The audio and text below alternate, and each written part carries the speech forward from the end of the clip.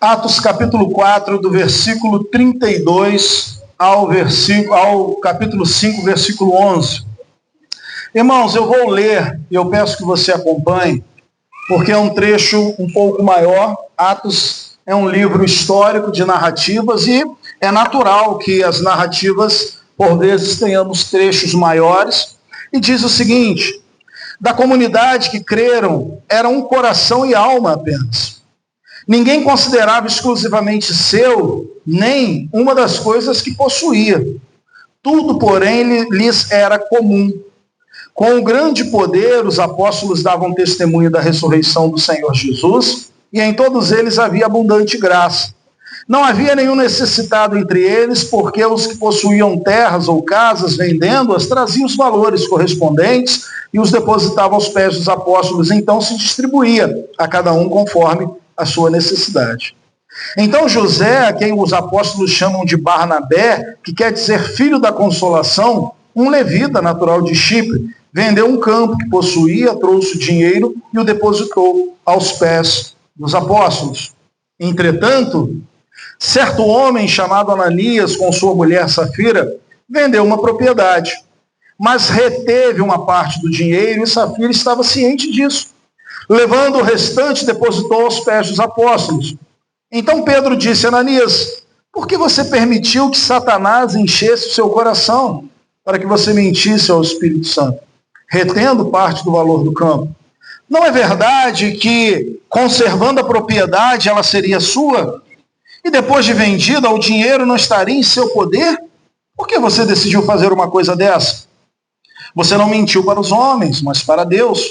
Ouvindo essa palavra, Ananias caiu morto e sobreveio grande temor a todos os que souberam do que tinha acontecido. Levantando-se os moços, cobriram o corpo de Ananias e levaram para fora e o sepultaram. Quase 3 horas depois entrou sua mulher, sem saber o que tinha acontecido. Então Pedro dirigiu-se a ela e perguntou: diga-me, foi por este valor que vocês venderam a terra? Ela respondeu: sim, foi por este valor. Então Pedro disse: porque vocês entraram em acordo para tentar o Espírito do Senhor. Eis a porta aos pés dos que sepultaram seu marido, e eles levarão você também. Mas no mesmo instante, ela caiu aos pés de Pedro e morreu. Então os moços viram que ela estava morta e, levando-a, sepultaram ao lado do marido. E sobreveio grande temor a toda a igreja e todos aqueles que ouviram falar deste acontecimento. Vamos orar mais uma vez?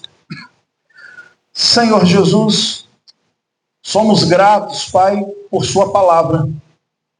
Somos gratos porque podemos ter a Bíblia com seus livros, a Bíblia completa.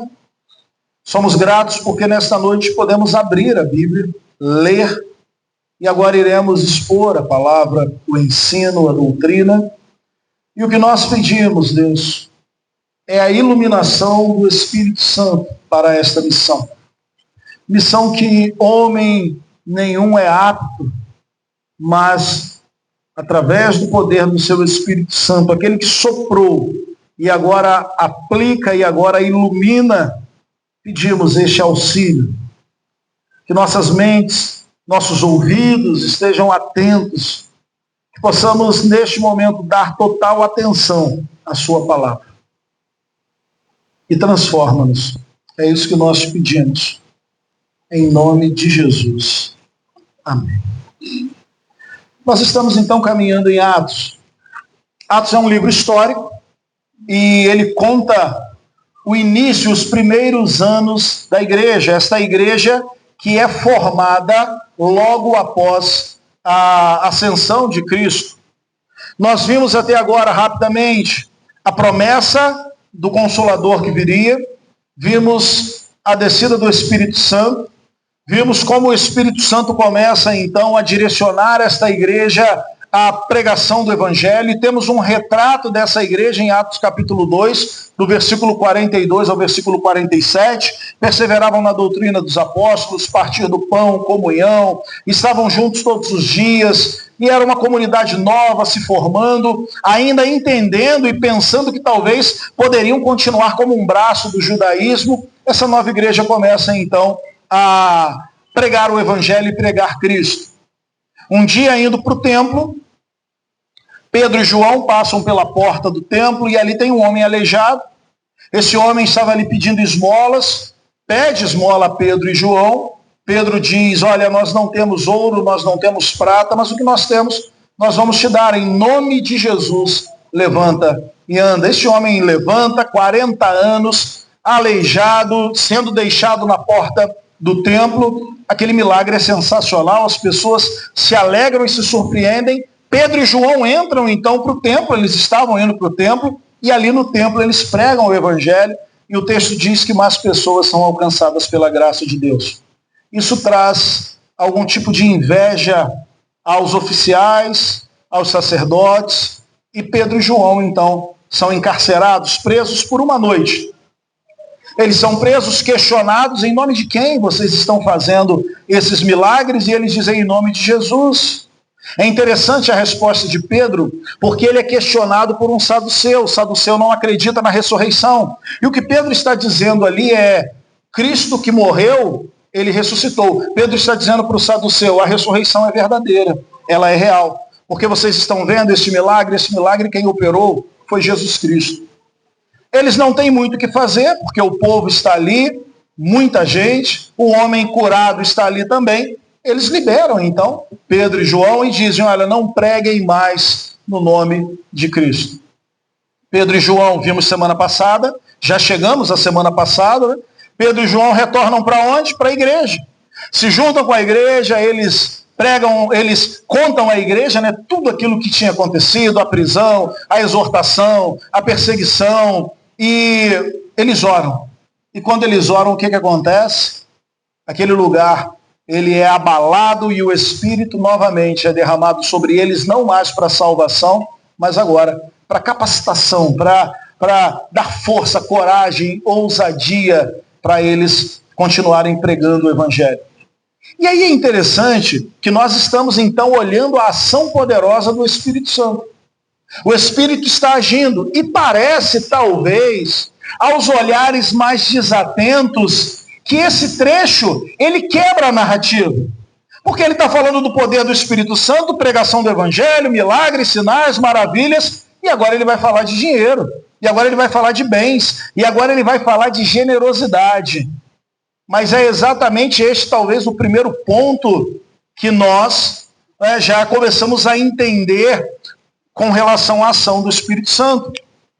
Por vezes nós achamos, irmãos, que o Espírito Santo agir é pregação poderosa, vidas sendo convertidas, milagres acontecendo, sinais e maravilhas.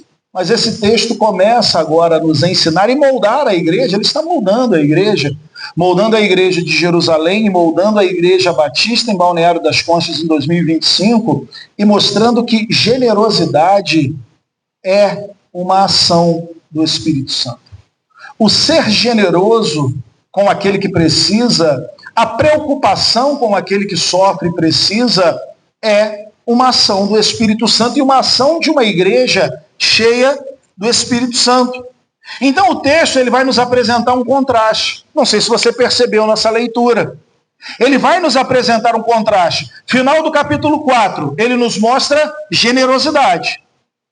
O capítulo 5 que nós lemos até o 11, ele vai nos mostrar mentira em nome da generosidade. E como nós precisamos guardar o nosso coração para que não tenhamos atitudes iguais a de Ananias e Safira. Estamos então diante desse contraste. De um lado, a beleza da unidade, da generosidade da igreja. Mas do outro, essa história chocante de Ananias e Safira, que tentaram enganar a comunidade. E enganando a comunidade, estavam tentando enganar o próprio Deus. E essa passagem, ela então vai nos desafiar, queridos, a refletir sobre o que significa viver em uma comunidade autêntica. Todos nós queremos uma comunidade autêntica. Todos nós que frequentamos uma igreja, fazemos parte de uma comunidade cristã, estamos procurando uma comunidade cristã, nós queremos autenticidade, nós queremos uma comunidade saudável, nós queremos uma comunidade viva. É exatamente olhando para Atos que nós vamos enxergar como podemos e devemos ser uma comunidade autêntica, saudável, viva, sustentada pela graça, ancorada na verdade. A primeira parte, então, nós vemos uma comunidade cheia do Espírito de Deus. A multidão dos que creram, o versículo vai dizer 32, era um coração e alma apenas. É isso que o Espírito Santo faz. Ele nos liga em coração e alma. O problema que nós temos talvez hoje, dentro do nosso tempo, da nossa geração, é enxergar a igreja como qualquer outro ajuntamento social. É enxergar a igreja como um acessório da nossa vida. Eu não estou muito bem, eu vou no cinema, eu vou no teatro, eu vou na igreja. Domingo, eu vou na igreja, mas se eu estiver cansado, eu vou na praia e depois eu fico em casa descansando, porque a igreja é um acessório. A igreja, por vezes, não é entendida e ensinada como esta comunidade essencial, que quando nos juntamos a ela, não só nós estamos nos aliançando, existe uma aliança, um pacto entre nós, mas o Espírito Santo vai nos ligar de coração e alma. E eu sei que isso é difícil. E eu sei que este é o ideal que nós só vamos alcançar lá na glória. Eu sei que os nossos corações, o meu coração, ele é corrupto e pecador. E tem dificuldade de me doar à minha comunidade, de aceitar, de repente, as questões dentro da minha comunidade que me desagradam. Eu sou assim. E com certeza você é também. O Senhor, ele quer nos ligar em coração e alma. Coração, a gente tem essa ideia de sentimento. Alma, o Kleber deu na introdução do culto, né? A alma, algo que não é tangível, mas que é eterno. E é exatamente esta ligação que nos conduzirá até a glória. Esse texto ele vai nos surpreender, irmãos, porque nós normalmente fazemos, eu já disse e repito, uma associação de vida cheia do Espírito com poder, sinal e maravilha. Mas ele vai também, e é isso, tá? É poder, sinal, maravilha, mas também generosidade e misericórdia. Entendemos que uma vida cheia do Espírito é aquela que está olhando para o próximo, constantemente olhando ao seu redor, e é isso que acontece na igreja de Jerusalém, essa igreja cheia do Espírito Santo. Nós, por vezes, somos, e por quê, né? Por que nós talvez façamos uma leitura e achamos que há uma quebra de narrativa aqui? Porque nós somos apegados ao dinheiro. Porque nós somos apegados aos nossos bens. Porque nós trabalhamos, alcançamos, conquistamos, e quando a gente conquista, a gente entende, isso é meu. É meu. Nós somos apegados. E aí, muitos aqui ralaram muito para conseguir o que tem, e não é esse o mérito da questão. A questão é, quando fazemos parte de uma comunidade, e eu estou falando do que o texto está tratando, né? Agora, e aí eu vou citar um missionário quando ele disse, né? O Pai é nosso, o pão é nosso, mas todo o resto tem que ser nosso também. E nosso, em que sentido? E o porquê dele trata exatamente do problema do dinheiro? Talvez porque o dinheiro, porque os bens, porque as nossas conquistas sejam áreas que realmente tomam o nosso coração. Não queremos dividir, não queremos que outras pessoas toquem naquilo que é nosso e nós conquistamos com tanta dificuldade. Somos apegados aos nossos bens, por vezes ofertamos, mas ofertamos aquilo que não nos faz falta, o que vai apontar para um problema do coração. Nunca o problema é somente aquilo que é externo. Pastor, eu não gosto de contribuir, eu não gosto de ajudar ninguém em suas necessidades. Qual o problema? Isso aponta para um problema do coração. Isso aponta para ganância, isso aponta para egoísmo, isso aponta para uma segurança e uma proteção no lugar errado. Quando nós achamos que porque nós temos dinheiro, e porque temos bens, e porque temos casa, e porque temos uma poupança, e porque temos investimentos, nós estamos seguros. A vida está segura. Os problemas não vão me alcançar. Por quê? Porque eu tenho aonde recorrer. Por vezes o nosso coração está apoiado nos lugares errados. Esse certamente é um texto que vai deixar algumas pessoas desconfortáveis. E deixa desconfortável, eu entendo, pelo menos por dois motivos. Primeiro, esta ideia de compartilhar o que nós temos, sem considerar que nada é exclusivamente meu, mas é de Deus, isso vai contra a toda essa influência que nós estamos recebendo todos os dias da cultura que nós estamos inseridos. E aí não adianta você dizer, pastor, eu não sou influenciado pela cultura. Claro que é. Claro que somos. Claro que somos. Então, em primeiro lugar, esse texto é desconfortável. Por quê?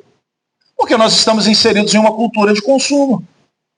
Uma cultura consumista, e esse consumo ele chega ao absurdo de macular, de tocar o nosso ambiente cristão, onde pessoas procuram comunidades para consumir uma boa música, uma palavra agradável e ir embora e não se comprometer com a comunidade, apenas consumir. E quando aqui não está mais legal, eu procuro uma outra comunidade, assim como procuro um outro restaurante, assim como procuro um outro apartamento, assim como procura um outro médico, uma outra clínica, procuro uma outra igreja. Nós estamos dentro de uma cultura de consumo, mas também porque nós vemos muitos maus exemplos da gestão do dinheiro. Nós vemos exemplos terríveis quando se trata de dinheiro, contribuições, igrejas e pastores. Então isso já nos deixa um pouco, olha, dinheiro é igreja, pastor e dinheiro, uma combinação perigosa, porque os exemplos são ruins e isso nos deixa desconfortáveis. Mas o que nós vemos no texto, já deixa eu acalmar o seu coração, tá, queridos?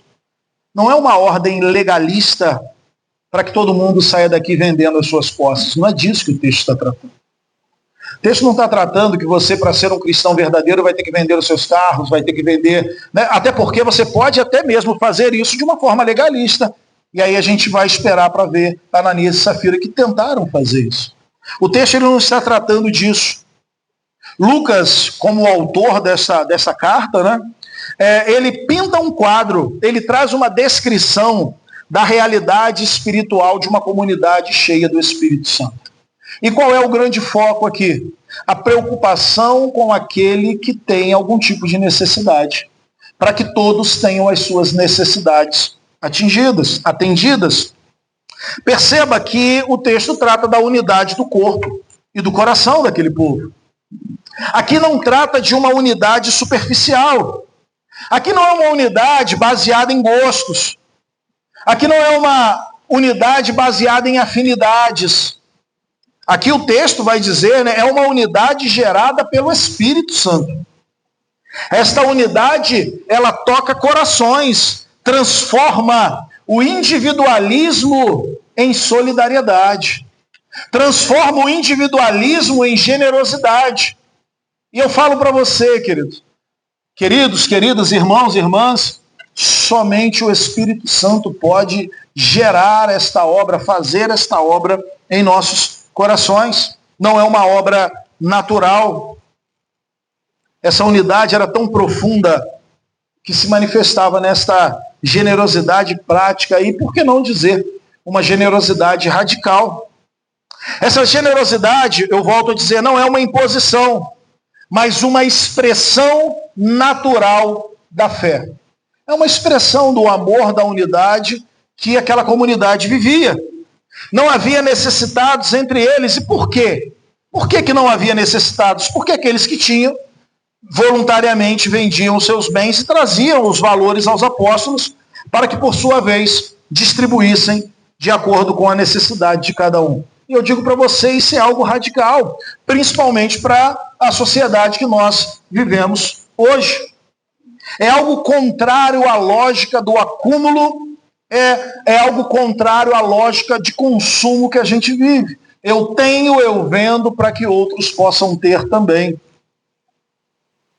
Pense bem, eles estavam dispostos a abrir mão do que era deles para que outros não passassem necessidade. Isso aí é algo espiritual.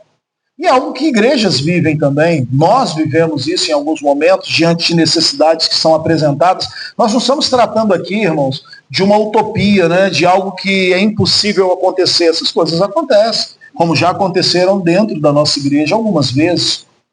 Mas isso deve acontecer. E isso mostra, assim com relação aos sinais, maravilhas e milagres, a generosidade também mostra que a igreja é cheia do Espírito Santo. Você percebe como essa realidade vai em um caminho contrário ao que nós vivemos. Mas o texto, então, agora vai nos dar um exemplo. Do versículo 36 e 37, ele fala de Barnabé. Na verdade, o nome dele não é Barnabé, o nome dele é José. Mas ele recebe este nome, que é filho da consolação, por quê? Porque é um homem que está sempre pronto a abençoar outras pessoas. O texto, então, ele vai nos dar um bom exemplo, e esse não é o único exemplo. Mas Lucas decidiu destacar um exemplo.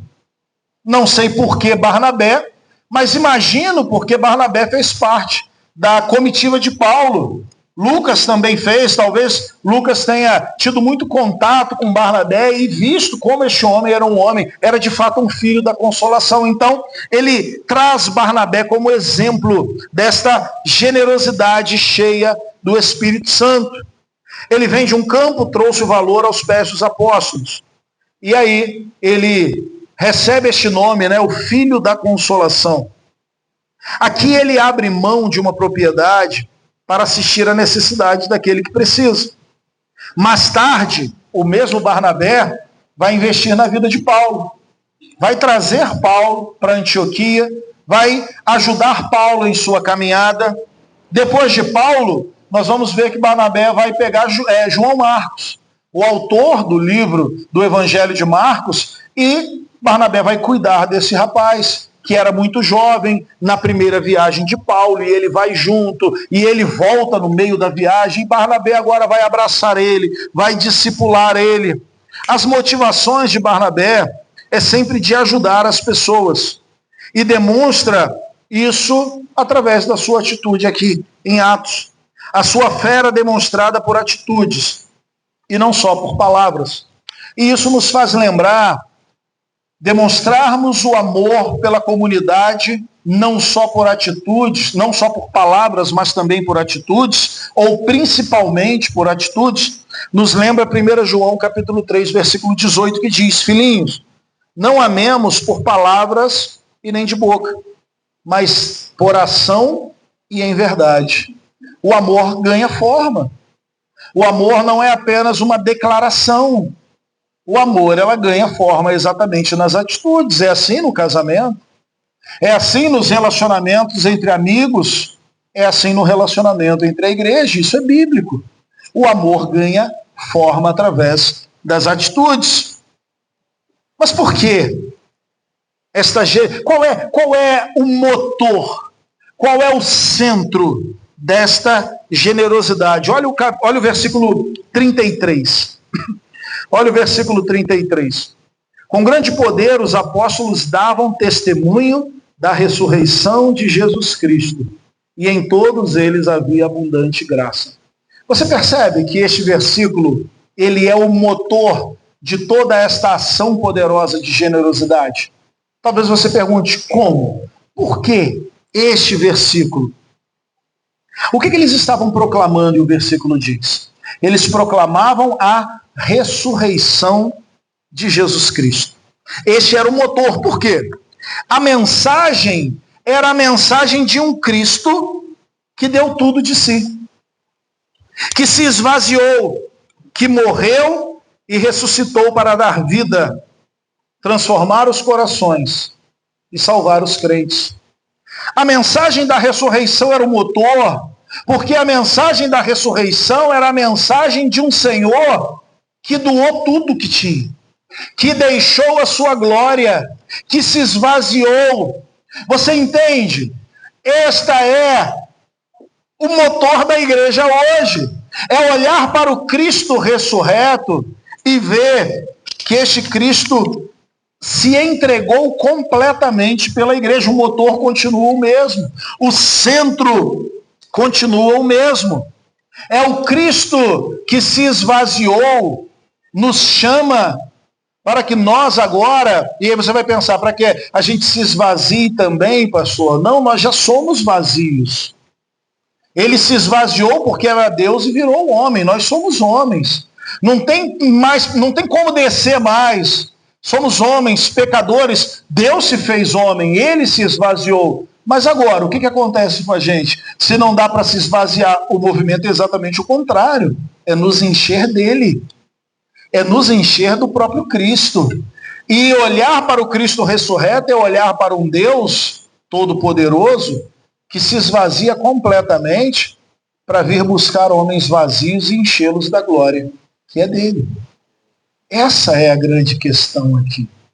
Você não é generoso porque você é generoso. Você é generoso porque Cristo te salvou.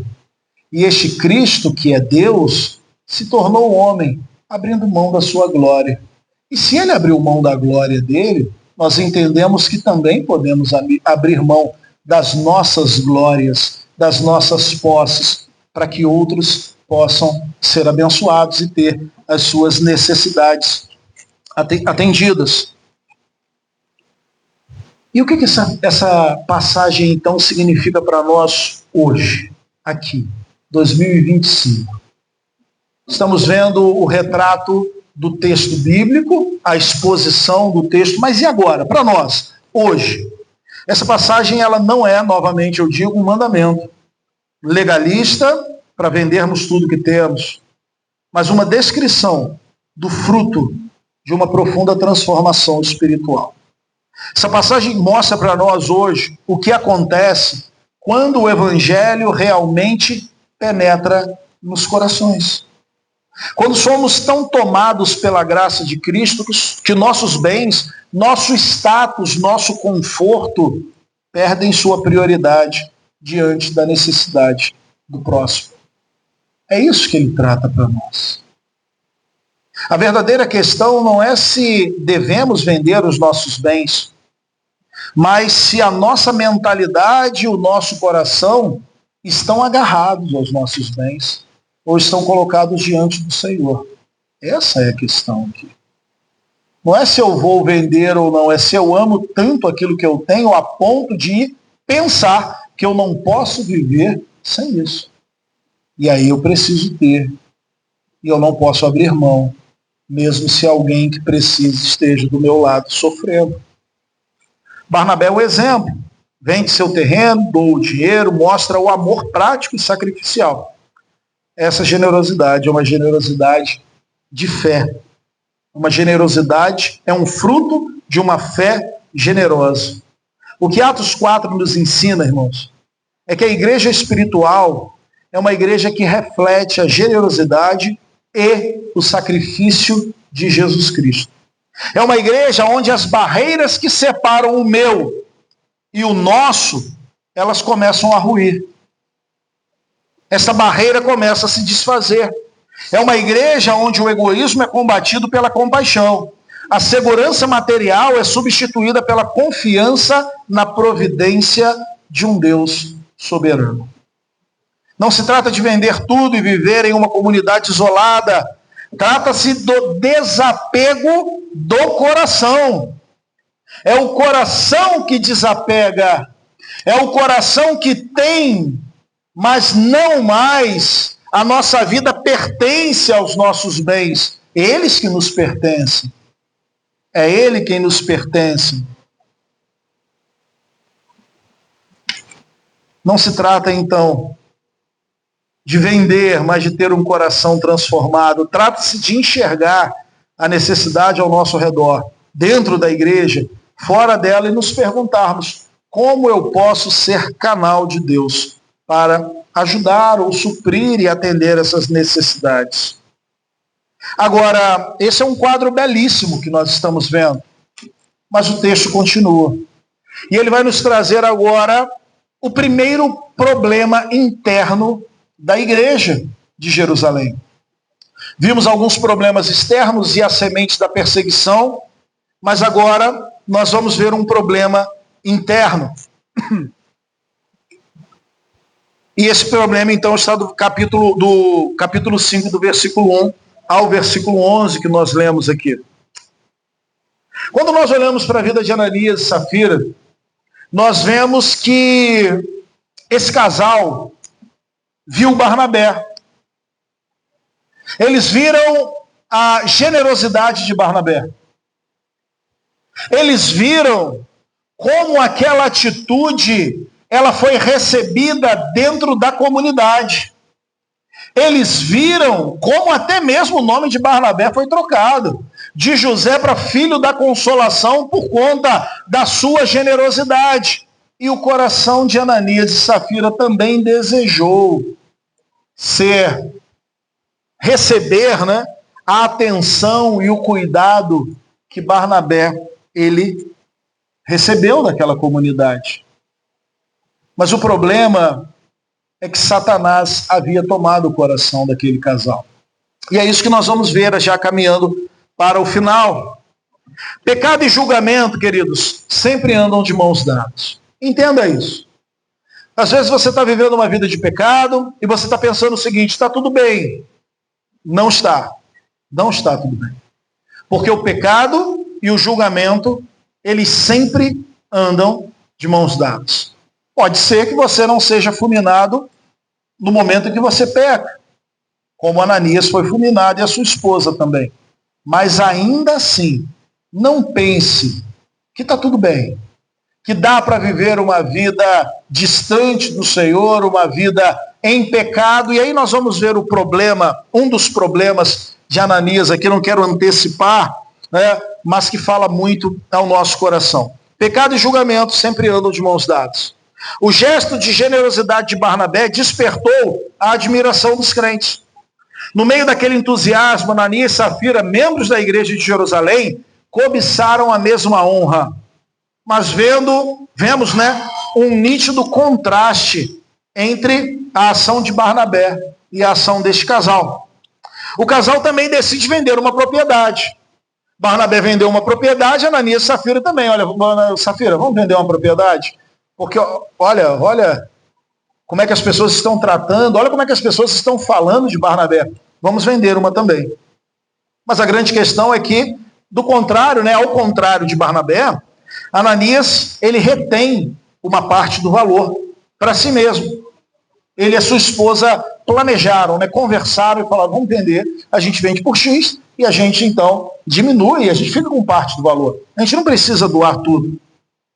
Eles viram a oportunidade de um duplo benefício. O primeiro, prestígio espiritual. Barnabé vendeu, Ananias e Safira também. Olha aí, venderam também uma propriedade. Também são espirituais. Também vamos arrumar um nome para eles, porque olha que casal abençoado. Olha que casal generoso. Essa era na cabeça deles, né? Nós vamos ter um duplo benefício. O primeiro, prestígio espiritual. E o segundo, dinheiro. Vamos reter parte do valor da venda. Ficar com parte do dinheiro da sua venda. A questão era, irmãos, quando Pedro confronta Ananias, ele confronta dizendo o seguinte: Ananias, o campo não era seu, cara? O campo era seu. Ninguém te obrigou a vender. Ninguém disse que você tinha que vender. E mais, se você vendeu, o dinheiro era seu. E ninguém determinou que você tinha que dar todo o valor, você poderia dar uma parte do valor. Não havia nenhuma ordem, nenhum mandamento, nenhuma lei. A doação, ela era uma doação, assim como em todo o Novo Testamento, voluntária. O pecado aqui, então, foi a mentira. Fingir publicamente ter ofertado um valor, mas na realidade ter vendido por outra. Este foi o pecado aqui. O pecado aqui tem sua raiz na mentira, para que de alguma forma ganhe status espiritual. Preste atenção nisso, porque agora o pecado de Ananias e Safira começa a ficar claro. E eu sei que enquanto eu estou falando de venda de propriedade e dinheiro, você está tranquilo aí. E você está pensando: beleza, isso não se aplica a mim. Porque eu não vendi, e se vendesse eu não iria reter. Então o pastor está tratando de um texto que na verdade não vai se aplicar à minha vida. Acalme o seu coração, a gente vai chegar lá. E a grande questão é exatamente essa. É a mentira, guarda aí. O pecado tem a raiz na mentira para que de alguma forma ganhe status espiritual. Agora a coisa vai começar a ficar mais clara com relação ao casal. Eles desejavam a aprovação dos homens pelo seu ato de generosidade, sendo considerados espirituais. O texto nos mostra que Ananias foi inspirado pelo próprio Satanás. Pedro vai dizer, né? Ananias, como você permitiu que Satanás enchesse seu coração a ponto de você mentir para o Espírito? Você percebe aqui que Pedro fala, como você permitiu? Por quê? Porque, queridos, ninguém tropeça no pecado. O pecado é gerado dentro de nós. A gente dá uma concessão, faz uma concessão pequena, faz outra. É como aquela ideia do buraquinho, né? Numa parede, ou um buraquinho muito pequeno, e Satanás vai ali, ó, mexendo, criando, aumentando. Você entende? Somos nós que permitimos que Satanás, ele nos coloque em armadilhas para pecar. Por quê? Porque se no primeiro momento corremos para o Senhor, se no primeiro momento corremos para a palavra, se no primeiro momento corremos para a comunidade, se no primeiro momento procuramos ajuda, está tudo certo. Teremos apoio. Mas o que a gente faz? Brinca com Satanás. Joga a bola para ele joga a bola para a gente joga a bola para ele joga a bola para a gente fica brincando com o diabo.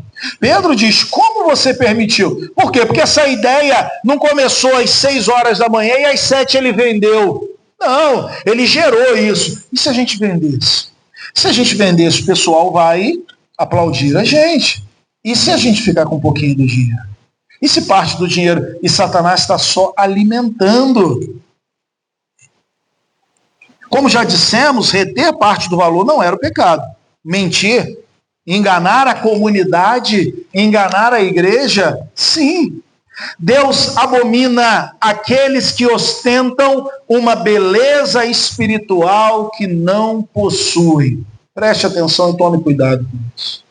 Deus abomina aquele que vai, de alguma forma, ostentar uma beleza, uma espiritualidade que não possui. Muitas vezes é isso que acontece em nosso ajuntamento. É a tentativa de expor uma beleza espiritual, uma espiritualidade, uma santidade, uma piedade que não tem. Vive uma vida miserável durante a semana, não lê Bíblia, não ora, não busca o Senhor, mas domingo vem, a gente bota um blazer, bota perfume, levanta a mão, fecha o olho, chora, e as pessoas estão olhando para nós e dizendo, olha que bênção, olha como ele é um homem espiritual, olha como ela é uma mulher espiritual. Deus abomina todos aqueles que ostentam uma beleza espiritual que não possuem. Ananias e Safira foram nada mais do que pecadores fingindo espiritualidade. Qualquer pecado contra a comunhão dos crentes é um pecado contra o próprio Cristo. A sua oferta foi uma afronta a Deus e as suas mortes a justiça de Deus para manter a igreja pura. Deus, neste momento, age imediatamente para manter a igreja pura, mostrando à igreja, não ostentem uma espiritualidade que vocês não possuem. Ananias morre, sua esposa, cerca de 3 horas depois, vai até Pedro, morre também, tenta enganar Pedro, confirmando a história, pensando que de repente Ananias já estava em casa esperando ela com parte do dinheiro. E Pedro agora pronuncia o julgamento, né, sobre ela também. Olha, o pé dos homens que sepultaram seu marido vão te sepultar também. Qual é o resultado disso, irmãos? Temor na igreja. Um dos objetivos da disciplina de Deus, e a disciplina quando ela é aplicada na igreja, é que ela impede outras pessoas de continuarem no pecado. Por quê? Porque essas pessoas veem a disciplina e elas pensam, eu preciso mudar. A minha vida precisa mudar. Não dá para viver uma vida mentirosa dentro da igreja, diante do Senhor e diante da comunidade. Porque você pode até estar enganando a comunidade, mas não estará enganando o Senhor. E todos nós, em algum momento de nossa vida, Satanás tenta nos levar por esse caminho de uma espiritualidade mentirosa. O texto trata de dinheiro, mas não só disso. Trata exatamente deste desejo que nós temos de ter um status espiritual sem buscar o Senhor verdadeiramente. A disciplina serve para isso, né? O autoexame ocorre quando muitas vezes o nosso irmão está sendo disciplinado. Eu falo, cara, eu estou vivendo também, eu preciso ter a minha vida transformada pelo poder do Senhor. E há arrependimento. Esse é o objetivo da disciplina, né? Alguns podem estar confortáveis nesta noite, achando, né, que ainda assim o texto não é tão claro para as nossas vidas hoje. Mas a grande questão é, quantos de nós já não ostentou ou está ostentando agora algum tipo de espiritualidade mentirosa? Esse texto serve para nos alertar, queridos. E se você não foi fulminado até agora, serve para que você se arrependa. Serve para que você peça perdão a Deus. Você entende isso? O texto serve para isso. Você morreu? Ninguém morreu até agora. Ninguém foi fulminado, ninguém caiu do banco. Misericórdia de Deus. Então, qual é o próximo passo, então? Deus, me perdoa. Perdoa, Pai. O pecado de Ananias e Safira, essa mentira planejada, esta fraude contra Deus, esta fraude contra a comunidade nos alerta. Querer prestígio, querer demonstrar generosidade, mas sem o sacrifício. Eu quero os aplausos, eu não quero a busca, eu quero o status espiritual, eu não quero a busca, é luta, queridos. E se você é alguém que luta todos os dias contra a sua carne, você sabe, é luta para nós abrirmos a Bíblia todo dia, é luta para nós nos ajoelharmos e orarmos todo dia. Qual o problema desse casal? É querer o status de homem e mulher piedoso, sem travar esta luta diária contra a nossa carne, contra o pecado e contra o mundo. Precisamos ter o cuidado com isso. Queriam parecer espirituais, piedosos, dedicados, mas não estavam dispostos a sê-los de verdade. Essa passagem, apesar de dura, é incrivelmente relevante para nós. Ela nos alerta, e ela nos alerta em primeiro lugar para o perigo de uma religião superficial. Isso é perigosíssimo. Tome cuidado com a religião superficial. Você pode estar dentro de uma igreja saudável e ainda assim você pode viver uma religiosidade superficial. Você pode vir aqui e achar que está tudo bem, quando na verdade você precisa de arrependimento. Ananias e Safira queriam os benefícios da espiritualidade sem o custo. Eles queriam a reputação de serem santos, sem a santidade em si. E quantas vezes nós somos tentados a isso? Quantas vezes nós queremos demonstrar para as pessoas que nós somos espirituais, maduros, quando na verdade não somos? A desejar a imagem de cristãos comprometidos, sem a dedicação, sem o discipulado, sem o estar junto. Deseja o conforto e a segurança da comunidade, sem nos entregar de coração e alma. Lembra do versículo 32? Deus juntou aquela comunidade em coração e alma. E qual é o alerta com Ananias e Safira? É querer o conforto da comunidade, é querer o cuidado da comunidade, é querer estar dentro dessa comunidade, sem estar ligado de corpo e alma a essa comunidade. Novamente o consumismo, eu quero consumir esta comunidade, sem de fato me entregar. Mas existe ainda um outro perigo, o perigo da mentira e da hipocrisia. Não só uma espiritualidade ou uma religiosidade superficial, mas a mentira, a hipocrisia. Nós vivemos nessa nossa cultura que valoriza a imagem e a performance. Alguém que acorda de manhã, vai no banheiro, se maquia, volta para a cama e tira uma foto, diz, acordando para mais um dia de luta. Maquiado, lindo, bonito. É a performance, é o visual, é o exterior. Essa é a nossa comunidade. Ou melhor, essa é a nossa cultura, essa é a nossa sociedade. É fácil cair na armadilha de apresentar uma versão melhorada de nós mesmos. É muito fácil nós apresentarmos essa versão melhorada, essa versão maquiada. É muito fácil. E nós temos que tomar cuidado com isso. Eu tenho que tomar cuidado com isso. Você tem que tomar cuidado com isso. Porque é fácil nós aprendermos os trejeitos, as palavras, a vestimenta, as gírias, a fala da comunidade, e ainda assim está com o nosso coração completamente corrompido, vivendo uma mentira e vivendo hipocrisia. A grande questão com relação à mentira e hipocrisia, e isso é seríssimo, é que eu posso te enganar, meu irmão. Você pode me enganar, mas Deus está vendo o coração. Quem importa está vendo. Quem interessa está vendo. É por isso que a gente tem que tomar cuidado. Deus discerne as intenções. Não podemos enganar o Espírito Santo. A transparência e a integridade são essenciais para essa vida cristã autêntica e saudável. Em terceiro lugar, a seriedade do pecado. Não é apenas uma atitudezinha, não é apenas um probleminha, é um pecado. E o pecado é uma afronta direta à santidade de Deus. Então, e nós vivemos isso também, né? Essa diminuição, essa minimização do pecado dentro da nossa sociedade.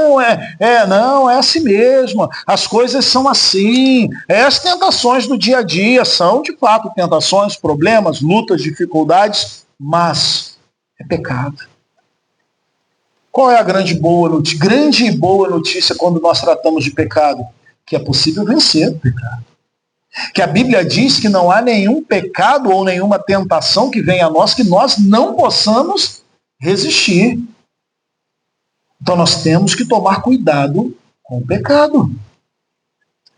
Essa passagem nos lembra que o pecado não é apenas algo superficial, uma falhazinha. É uma ofensa contra um Deus santo. Mas e a graça, então?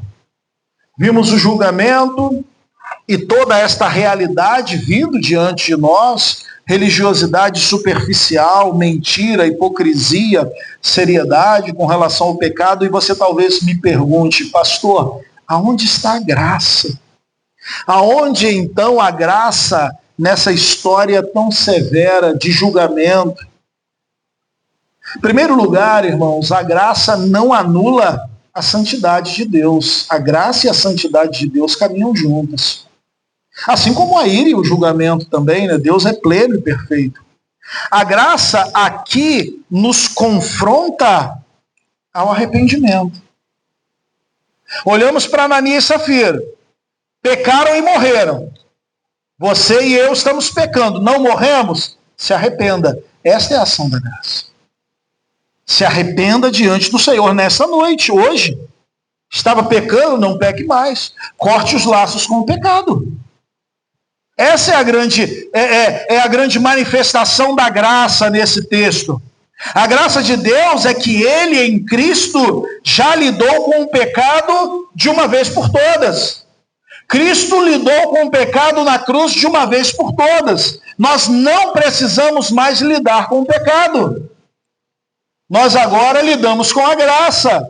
Nós agora resistimos e lutamos contra o pecado. Aí está a manifestação da graça. Você, se lutasse contra o pecado, perderia. Cristo veio, lutou contra o pecado e venceu.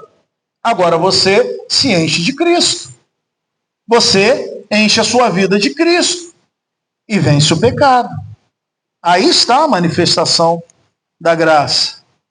A graça é o que nos permite ser honestos com Deus sobre os nossos pecados, sabendo que Ele é fiel e justo para nos perdoar. Como que nós podemos, já encerrando, aplicar essas verdades na nossa vida e na nossa comunidade hoje? Em primeiro lugar, irmãos, examine as motivações do seu coração. Por que você faz o que faz? É para a glória de Deus ou para a sua própria glória? Por que você vem à igreja? Por que você senta nesses bancos? É para a glória de Deus ou é para a sua própria glória? Para que as pessoas olhem para você e digam, olha, como ele, como ela, eles são espirituais. E peça a Deus que sonde e que purifique o seu coração. Peça a Deus que haja no seu coração nessa noite. Mas em segundo lugar, pratique a sinceridade diante de Deus e diante dos irmãos. Confesse o seu pecado a Deus.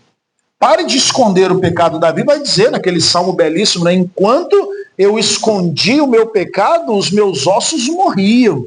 A minha vida, ela estava uma vida desgraçada, uma vida miserável. Mas então ele confessa o seu pecado. E o que acontece quando se confessa pecados? Encontra vida. confessa pecado e encontra vida. Deus derrama vida para aqueles que são penitentes. Valorize a santidade da igreja. Olha que coisa sensacional. Você faz parte da igreja. Talvez faça parte dessa igreja local. Não vive em pecado. Não acho que você está enganando a Deus porque não está. Mas quando confessamos o nosso pecado, nós valorizamos a santidade da igreja. Porque se nós somos parte da igreja, estamos vivendo em pecado, nosso coração está entregue ao pecado, entregue ao egoísmo, entregue a tantos pecados que já foram tratados aqui e tantos outros, a santidade da igreja é maculada. A igreja se torna menos santa por quê? Porque um dos seus membros está vivendo em pecado, enganando a igreja, sem enganar a Deus. Valorize a santidade da igreja. Por quê? Porque a igreja é o corpo de Cristo. Porque nós, como membros, devemos zelar pela pureza, pela integridade, devemos orar pela santidade e buscar viver de uma forma digna do chamado que nós recebemos. E em último lugar, se arrependa. Reconheça a sua hipocrisia. Reconheça a sua falsidade. Reconheça o seu coração corrupto. Deus está vendo, queridos. Você aqui e você cometendo pecados. Deus está lá também. Vendo, e se a graça e a misericórdia de Deus se manifestam em você não ser consumido na hora que você está pecando, se arrependa. Eu concluo então. Atos 4, 32 a 37 e o 5 até o 11, nos mostra que a verdadeira comunidade cristã é marcada por união sincera, por generosidade prática e uma fé que se expressa na honestidade e santidade. O amor autêntico não é um amor sentimental, mas um compromisso com a verdade e um compromisso com os nossos irmãos. Deus chama a sua igreja hoje para viver essa realidade. Uma comunidade que há lugar para todos, mas não para o engano, onde há generosidade, mas também há responsabilidade, aonde há arrependimento e há santidade. Que possamos refletir se estamos vivendo sobre essa tensão, de viver uma vida de pecados e viver uma vida de santidade. Que possamos, de fato, nos arrepender. Examine a sua vida, então, busque ser transparente com Deus e com a igreja, comprometa-se como parte ativa da comunidade, zelando pela santidade da igreja, e ore, pedindo a Deus, pedindo ao Espírito Santo, que crie em você um coração puro e um espírito reto. Feche seus olhos. Senhor Jesus, muito obrigado, Pai, pelo texto que o Senhor nos conduziu esta semana, por entendermos, Deus, que por vezes a hipocrisia toma conta dos nossos corações. Que a graça e a misericórdia do Senhor esteja sobre as nossas vidas. Perdoa, Pai. Perdoa os meus pecados, perdoa os pecados da nossa comunidade e de uma forma individual, o Espírito Santo, que o Senhor possa tocar em cada vida, convencendo homens e mulheres do pecado, justiça e juízo. É isso que eu te peço, em nome de Jesus. Amém.